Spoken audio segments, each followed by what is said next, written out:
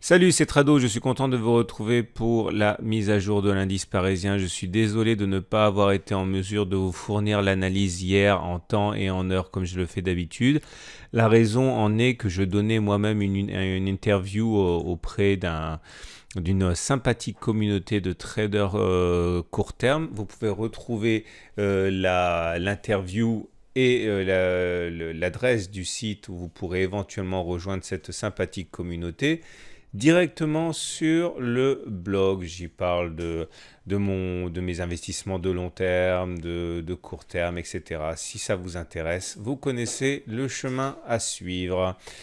La séance d'aujourd'hui s'est avérée compliquée, mais elle termine mieux que ce que l'on pouvait craindre, puisque d'un côté, les bonnes nouvelles que sont la possibilité, la porte ouverte par la Fed à une baisse des taux, eh bien cette bonne nouvelle a été obscurcie par deux nouvelles un petit peu moins bonnes, en particulier les sanctions qui risquent de tomber de la part de l'Union européenne sur l'Italie pour cause de budget non conforme, et puis également ralentissement marqué de l'emploi aux États-Unis qui font craindre une récession.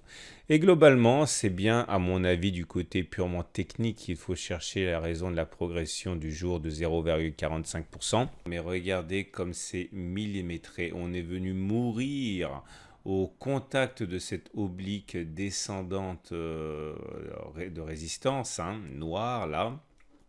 C'est incroyable comme l'analyse technique a pris le contrôle des marchés. Et en soi, ce n'est pas une excellente nouvelle puisque nous actons la difficulté qu'il y a à passer.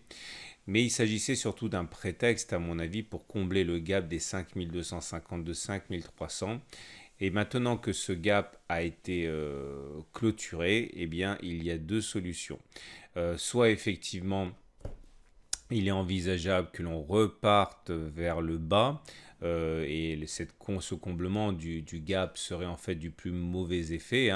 Ou alors, comme je le pense plutôt, il s'agit d'un un gap commun qui très souvent est annonciateur d'une sorte de latéralisation dans un trading range, ce qui nous donnerait à vérifier, mais globalement une latéralisation entre les 5307 et les 5150. Bon, c'est indicatif, mais il est tout à fait possible que c'est le schéma auquel on puisse s'attendre. D'ailleurs, je vais tout de suite enlever ce gap qui n'a plus beaucoup d'intérêt maintenant, surtout que je vais rajouter des choses. Et comme vous pouvez également le remarquer, et c'est peut-être le plus important, on a une fourchette d'Andrews. Ici, vous prenez trois extrêmes consécutifs. Un plus bas, un plus haut, un plus bas. Je vous rappelle que si vous voulez vous entraîner avec des exercices corrigés, il suffit de vous reporter au module fourchette d'Andrews du pack Tutrado. Et nous avons donc comme objectif naturel d'aller chercher la médiane. Aller chercher la médiane, ça voudrait dire aller chercher demain les 5355, après demain les 5360. Plus on passe de temps avant d'aller chercher la médiane, objectif naturel, plus cette médiane est fuyante, il faut faire attention. Et surtout, il ne faudrait pas s'exposer à un refus de médiane. C'est-à-dire que si on sortait de cette fourchette d'Andrews sans en rallier la médiane, alors attendez, je vais corriger quelques petites choses pour y voir plus clair.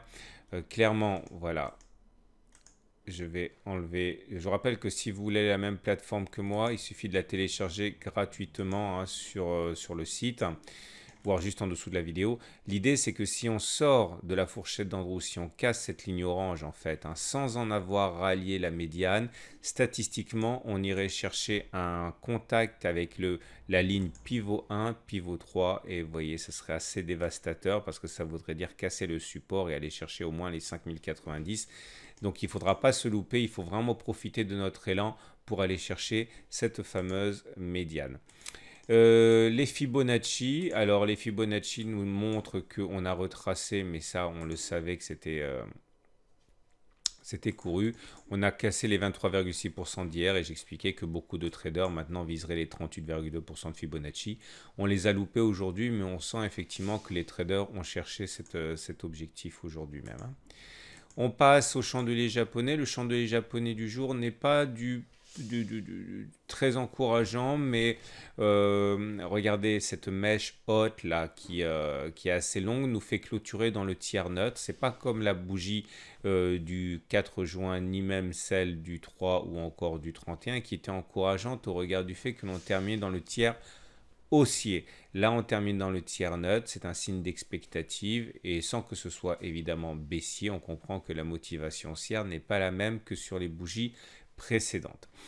Les indicateurs techniques, la moyenne mobile à 7 jours, comme vous le savez, on l'a franchi à la hausse hier. Comme c'est une résistance, le franchissement de cette résistance était encourageant. La moyenne mobile à 20 jours, vous voyez, on n'en est plus très très loin. La loi du retour à la M20 joue à plein. C'est-à-dire que plus on passe du temps loin de la M20, plus il y a de chances que l'on aille la solliciter. Bon, ça ne fonctionne pas à tous les coups, mais généralement ça fonctionne plutôt bien. Un contact avec la M20 serait totalement classique.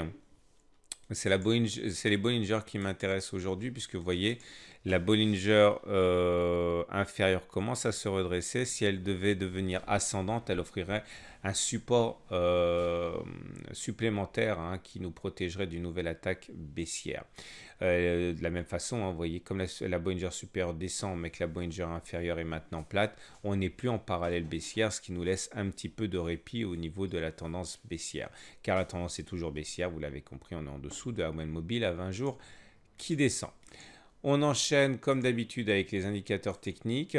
Ces indicateurs techniques sont intéressants puisqu'ils nous ont, bon vous le savez, je l'avais écrit dans le texte, on a vu un signal haussier avec le stochastique qui avait croisé son signal le 4 juin hier, suivi en ce sens par le MACD 0 et par le CCI qui était sorti de sa zone de survente. C'est un signal haussier et en ce sens, la hausse de 0,45% aujourd'hui ne doit pas surprendre. Mais vous connaissez également ma méthode. Lorsqu'un cycle haussier se déclenche sur les indicateurs rapides que sont MACD 0, stochastique, CCI, etc., il faut encore que cela fasse contagion aux indicateurs lents, que sont momentum, RSI, MACD. Et pour l'instant, on n'y est pas. Il faut impérativement que lorsque les indicateurs techniques rapides, éventuellement, enfin, ils feront forcément un moment, basculeront baissier, que les autres indicateurs soient devenus haussiers pour amortir. Dans le cas contraire, eh bien, on risque d'avoir une attaque baissière d'ampleur. Pour l'instant, le momentum est toujours en dessous de 0, le RSI est toujours en dessous de 50 et le MACD est toujours en dessous de son signal. Par contre, vous remarquerez, on a cassé l'oblique sentinelle ici sur le RSI. Il y avait une oblique ici sur le RSI qui épouse finalement celle que l'on retrouve sur les cours là, et le fait qu'on ait cassé ça sur le RSI ne garantit pas, mais met en ballottage favorable les haussiers qui pourraient casser cette oblique que l'on retrouve sur les cours de manière plus simple que si on n'avait pas cassé sur l'oblique sentinelle du RSI. Je vous rappelle que si vous voulez vous entraîner avec tous ces concepts, vous les retrouverez dans les modules éponymes de mon pack d'analyse technique. On termine avec l'Ishimoku, que voilà. Et cet Ishimoku n'apporte rien par rapport à hier, par contre, puisque nous avons toujours une situation où le nuage navigue à plat, on est en tendance neutre, on n'est pas en tendance baissière. Vous voyez bien que les cours sont en dessous de la lagging du nuage, mais par contre la lagging span ne l'est pas. Je considère que globalement on est dans les clous pour un très grand trading range compris entre 5600 et 5150. Ce n'est qu'en cassure de l'une ou de l'autre de ces bornes qu'on pourra éventuellement conclure à une reprise sévère de la baisse ou à une reprise de la hausse de moyen terme. Mais pour l'instant, on navigue dans ce trading range. Je pense qu'on a fait le tour. Je vous souhaite une excellente journée. Je vous rappelle 3 choses. 1, vous retrouverez sur les sites l'analyse technique de l'or, de l'argent et de Bitcoin qui ne cesse de progresser et qui intéresse de plus en plus de monde. Je vous rappelle également que j'expose sur le blog les raisons pour lesquelles j'ai souscrit ce service et que je vous recommande chaleureusement celui qui est proposé par au coffre. Vous en découvrirez davantage sur l'article du blog et également vous retrouverez l'interview que j'ai accordée hier. Je vous souhaite une excellente journée. Je vous dis à demain pour la mise à jour.